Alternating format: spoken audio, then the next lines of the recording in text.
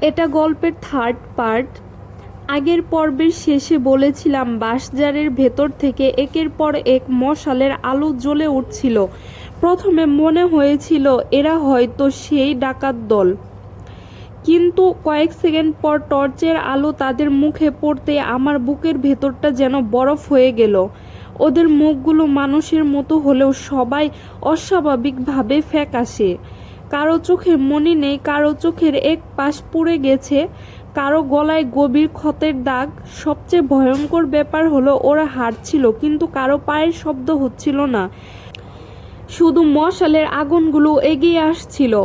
OC সাহেব চিৎকার করে বললেন, কে ওখানে? পুলিশ। আর এক কদম এগোলে গুলি করা হবে। কোনো উত্তর এলো না। তারা একই গতিতে এগিয়ে আসতে লাগলো। এসআই কামরুল ফিসফিস করে বলল, স্যার, এদের আচরণ স্বাভাবিক না। ওসি সাহেব আর অপেক্ষা করলেন না, আকাশের দিকে একটি সতর্কমূলক গুলি ছুড়লেন। শব্দে পুরো এলাকা কেঁপে উঠল। সামনের মানুষগুলো একবারও থামল না, বরং আরও ধীরে, আরও নিশ্চিত ভঙ্গিতে আমাদের দিকে এগিয়ে আসতে লাগলো। আমার বুকের ভেতরটা ধড়ফড় করতে লাগলো। এএসআই বাবুল এবার সামনে থাকা একজনের পায়ের দিকে লক্ষ্য করে গুলি করলেন। আমি স্পষ্ট দেখলাম গুলিটা তার বুকের ভেতর দিয়ে চলে গেল, কিন্তু লোকটা একটুও থামলো না। কোনো রক্ত নেই, কোনো ব্যথা নেই, শুধু ঠোঁটের কোণে একটা অদ্ভুত হাসি। নুরু চিৎকার করে উঠল, স্যার দৌড়ান, এরা মানুষ না। ঠিক তখনই চারপাশে কুয়াশা আরও ঘন হয়ে গেল। 10 হাত দূরের মানুষও দেখা যাচ্ছে না। আমরা সবাই পিঠে পিঠ লাগিয়ে দৌড়িয়ে গেলাম। হঠাৎ ডান পাশ থেকে রফিকের কণ্ঠ ভেসে এলো, স্যার, আমি এখানে। আমরা সবাই চমকে উঠলাম। রফিক তো কিছুক্ষণ আগেই হারিয়ে গেছে। ওসি সাহেব চিৎকার করে বললেন, রফিক কোথায়? উত্তর এলো, স্যার, আমাকে বাঁচান। আমি টর্চের আলো সেই দিকে ফেললাম। কুয়াশার মধ্যে সত্যি একজন দাঁড়িয়ে আছে, পুলিশের ইউনিফর্ম, হাতে রাইফেল, দেখতে হুবহু রফিকের মতো। সে ধীরে ধীরে আমাদের দিকে এগিয়ে আসছিল। আমরা সবাই স্বস্তির নিঃশ্বাস ফেললাম, কিন্তু নুরু আমার হাতটি শক্ত করে ধরে বলল, স্যার, আলোটা ওর পায়ের দিকে ফেলেন। আমি টর্চ নিচে নামালাম, আর সঙ্গে সঙ্গে আমার মুখ শুকিয়ে গেল। রফিকের শরীর সামনে, কিন্তু পা দুটো উল্টো দিকে ঘোরানো, ঘোরালি সামনে, আঙুলগুলো পেছনে। আমি ভয়ে চিৎকার করে উঠলাম, গুলি করবেন না, কাছে আসতে দেবেন না। আমার কথা শেষ হওয়ার আগেই রফিক হঠাৎ অস্বাভাবিক গতিতে দৌড়ে এলো। মানুষ এত দ্রুত দৌড়াতে পারে না। ওসি সাহেব আর দেরি না করে তিনি পরপর 3 রাউন্ড গুলি ছুড়লেন। এক মুহূর্তের জন্য অবয়বটা কুয়াশার মাঝে মিলিয়ে গেল।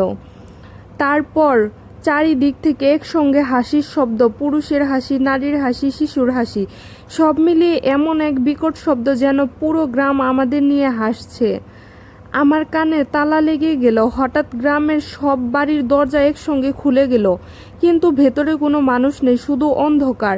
তারপর সেই অন্ধকার থেকে ধীরে ধীরে আরও অসংখ্য ছায়ামূর্তি বেরিয়ে এলো। কেউ হাতে দা, কেউ বল্লম, কেউ বাঁশ। দেখে মনে হচ্ছিল বহু বছর আগে কোনো এক ডাকাত দল, কিন্তু তাদের মুখে জীবনের কোনো চিহ্ন নেই। এসআই কামরুল বললেন, স্যার, আমরা চারিদিক থেকে ঘিরে গেছি। ওসি সাহেব বললেন, সবাই পিছিয়ে বাঁশঝাড়ের দিকে চলো। আমরা ধীরে ধীরে পিছিয়ে আসছিলাম। ঠিক তখনই আমার ওয়্যারলেস সেট আবারও কড়কড় করে উঠল। তারপর একটি ভাঙা কণ্ঠ ভেসে এলো, পশ্চিমের দিকে যেও না, ওখানে নদী নেই, ওইটা নদীর ছদ্মবেশ। কথাটা শুনে আমার শরীর শিউরে উঠল, কারণ আমরা ঠিক পশ্চিম দিকে যাচ্ছিলাম। হঠাৎ সামনে কুয়াশা সরে গেল। আমরা যা দেখলাম তাতে সবার পাই থেমে গেল। আমাদের সামনে বিশাল একটি নদী, কিন্তু কয়েক মিনিট আগেও এখানে শুকনো রাস্তা ছিল। নুরু হঠাৎ হাঁটু গেড়ে বসে পড়ল, কুরআনের তেলাওয়াত পড়তে লাগলো। চারপাশের ছায়াগুলো যেন ধীরে ধীরে আরও কাছে চলে আসলো। আমি রাইফেল শক্ত করে ধরলাম। আমার মনে হচ্ছিল আজ হয়তো আর বাড়ি ফেরা হবে না। ঠিক তখনই দূরের সেই ছোট মসজিদের মিনার থেকে ফজরের আজানের প্রথম ধ্বনি ভেসে এলো, আল্লাহু আকবার। আজানের শব্দ শুরু হতেই চারপাশে সব ছায়ামূর্তি একসঙ্গে থেমে গেল। তাদের মুখে প্রথমবারের মতো ভয়ের ছাপ দেখা দিল। তারপর তারা একে একে পিছিয়ে যেতে শুরু করলো। কিন্তু যাওয়ার আগে তাদের মধ্যে সবচেয়ে লম্বা অবয়বটি আমাদের দিকে তাকিয়ে খুব ধীরে বলল, আজ বেঁচে গেলে কিন্তু সবাই ফিরতে পারবে না। কথাটি শেষ হতেই চারদিকে প্রচণ্ড ঝড় উঠল। কুয়াশায় ঘূর্ণির মতো ঘুরতে লাগলো। আমরা কেউ আর দাঁড়িয়ে থাকতে পারলাম না। এক ঝাপটা বাতাস আমাদের মাটিতে ফেলে দিল।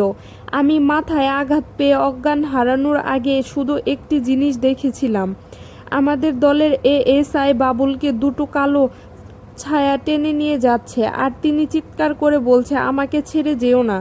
তারপর সব কিছুই অন্ধকার হয়ে গেল। আজ এই পর্যন্তই। গল্পটি কেমন লাগলো কমেন্ট করে জানাবেন।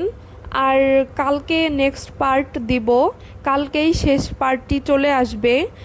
তো সম্পূর্ণ গল্পটি দেখে কমেন্ট করে জানাবেন যে গল্পটি আপনাদের কাছে ভালো লেগেছে কি না। গল্পটি ভালো লাগলে আমার চ্যানেলটিকে like, comment, share and subscribe করে দিবেন। তো দেখা হবে নেক্সট পার্টে। ততক্ষণ পর্যন্ত ভালো থাকবেন। আল্লাহ হাফেজ।